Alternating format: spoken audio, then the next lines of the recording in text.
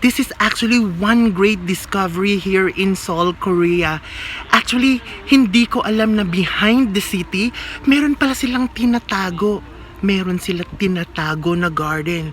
At this is the reason kung bakit mostly sa mga South Koreans, very healthy at very slender, very thin ang pangangatawan nila. It's because of these vegetables. Very healthy vegetables na tinatago nila dito sa garden na to. And from now on, I'm going to try this para maging healthy na rin ako. So, tara! I-check natin kung anong mga vegetables ang meron sila. Baka meron din silang bahay kubo vegetables dito. Hi everyone! I'm JC Augusto and this is my travel adventure.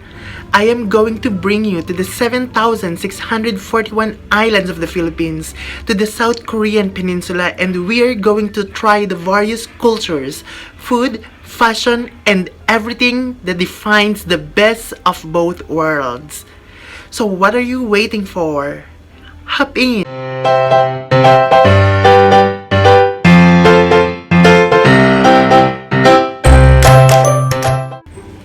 Hi everyone! If you are new to my channel, please don't forget to hit the like and the subscribe button.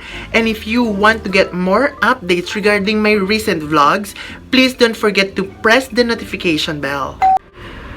Natanong niyo na rin ba ang sarili niyo kung bakit ang healthy ng mga Koreans?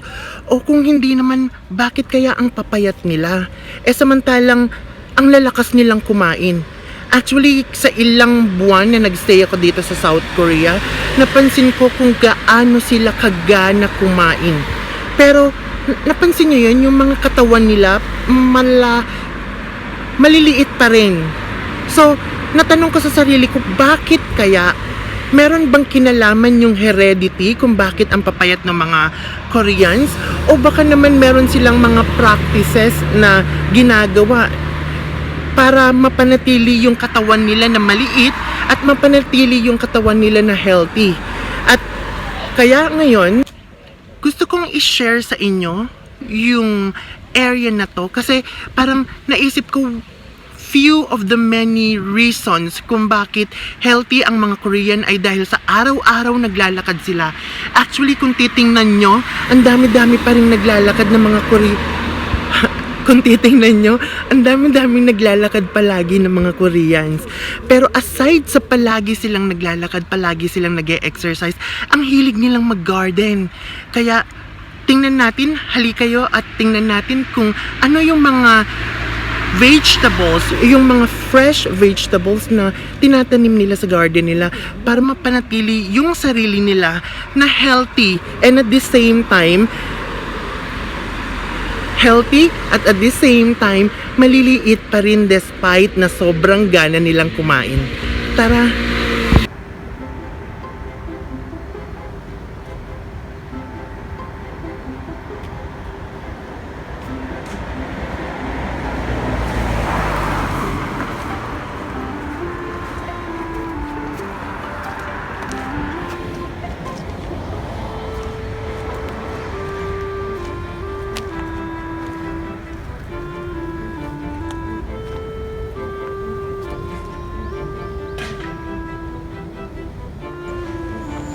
So, ayun, meron silang kamote at meron silang kamatis. Ang sasarap ng kamatis, tingnan nyo guys.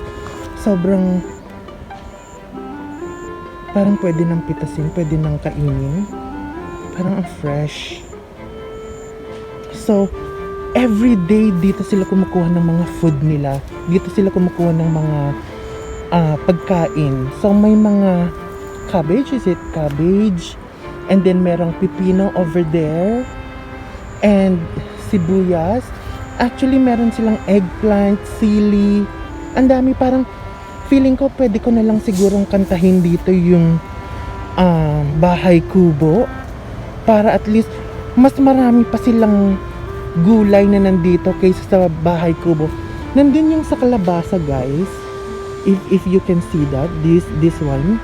I think kalabasa yon if I'm not mistaken.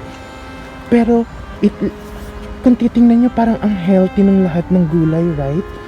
So, ayan. So, this one is sili. Like, wow. see? So healthy.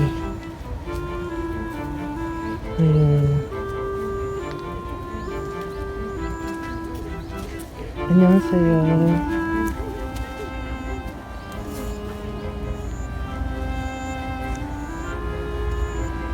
Meron din silang mais, nakakatuwa. Parang hindi ko alam kung anong word yung gagamitin ko to describe this, pero parang ang ayos, ang ganda lang. Hopefully kung ganito rin sana yung ginagawa natin sa Pinas, magiging super healthy tayong lahat. It's so nice, it's so healthy. Annyeonghaseyo. And look at this one. This is talong. O, diba? That's talong. And kamatis. Kung titingnan nyo yung kamatis nila dito, may mga maliliit. I think ito yung diretso na lang nilang kinakain. Pero from this kamatis na maliliit lang, that kamatis over there ay medyo malalaki at medyo iba yung variety niya. But still, kamatis. Right? So, ang ganda. May, oh, this one is pipino. Parang ngayon lang ako nakakita. Ganito pala yung pipino. And mani. Right? May mani sila. Ang dami, iba't ibang klaseng pagkain. Iba't ibang klaseng gulay. Ito ay mais.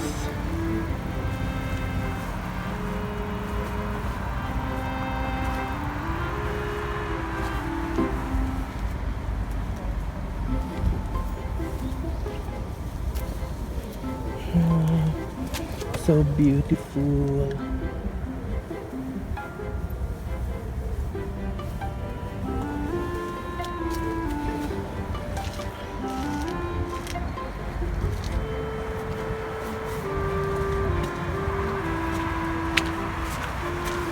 Ang ganda ng practice nila dito. Parang I think meron silang organic. This is an example of organic gardening. Look at this one. Di ba? Parang ang sarap kainin. Parang super healthy lang ang dating. Look.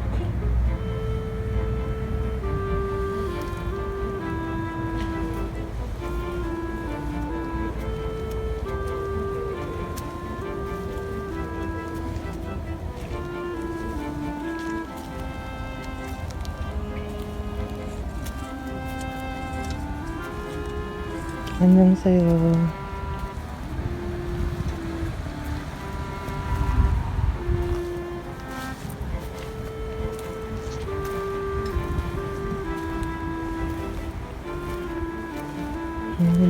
ang ganda. Sarap.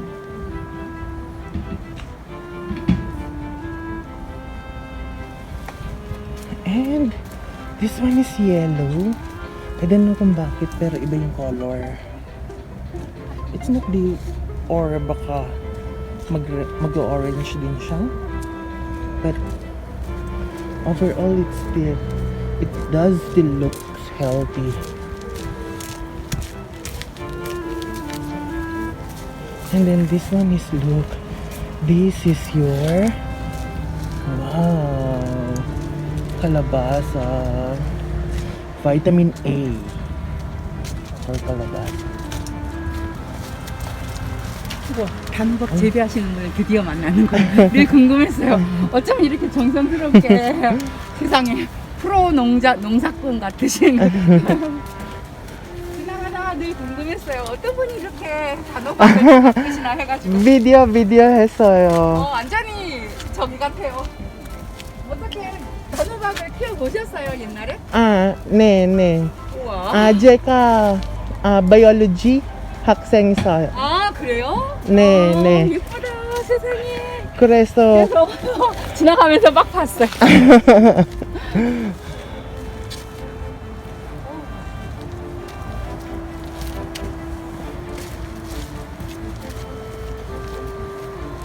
저기 단호박 키우신 분 처음 만나서 안녕하세요.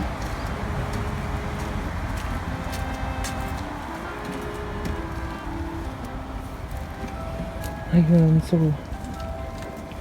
iba-iba, like kamatis. And this one is Zaya maize. So, ayun. Parang napa-scientific name agad ako. Although, konti naman, meron akong alam na scientific names like Zaya maize, like persicon, Ipomea batata, Solanum melanghena is the what's this? Eggplant. And all, wow, parang kompleto talaga sila. Ang saya, hindi ko alam kung parang gagawin ko, pero parang ayoko nang umalis kasi parang gusto kong tingnan lahat. Like, guys, look, it's so beautiful. At saka napaka-healthy nung talong. That's, diba? Parang violet na violet. So, it's very good. Sarap lang. Tingnan natin kaya sa area na yon. Pero merong mga flowers, ornamental flowers. Pero mostly sa nandito mga vegetables. So, meron silang almost same lahat. Pero what's good is all plants are very healthy. Parang nakakainggit lang. Siguro in the near future, pag meron tayo sa Pinas, ng area na ganito, parang wow, we should try this one.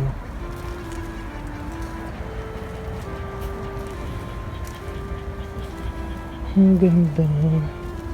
Natutuwa ako.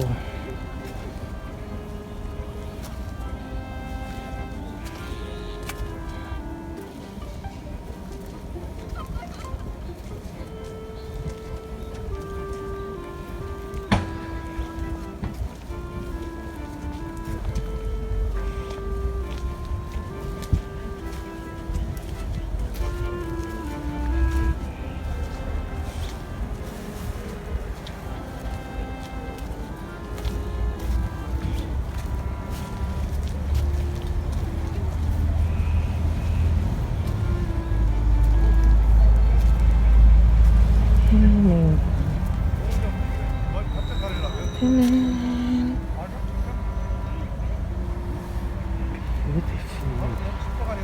And the flower. Yeah.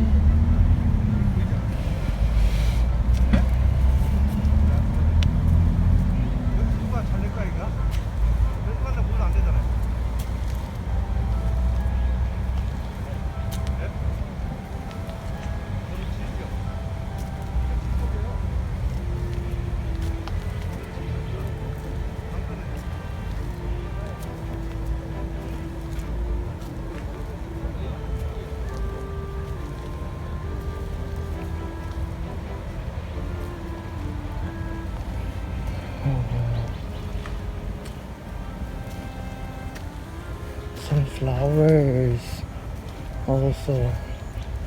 It's so beautiful. Look at this one. Oh my god.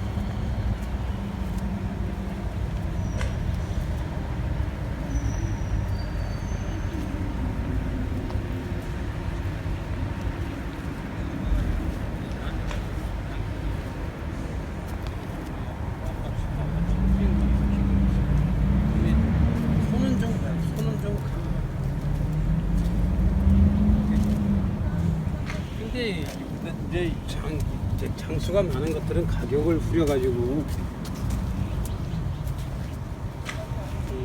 근데 세 보니까 다 돼요? 나는 그렇구나.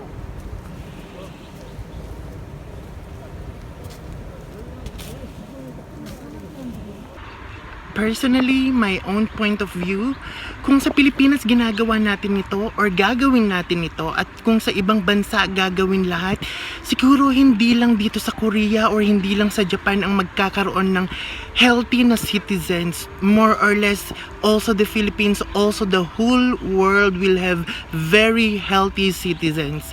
So, ano pang hinihintay natin? Siguro it's high time para gumawa na rin tayo ng garden sa backyard natin.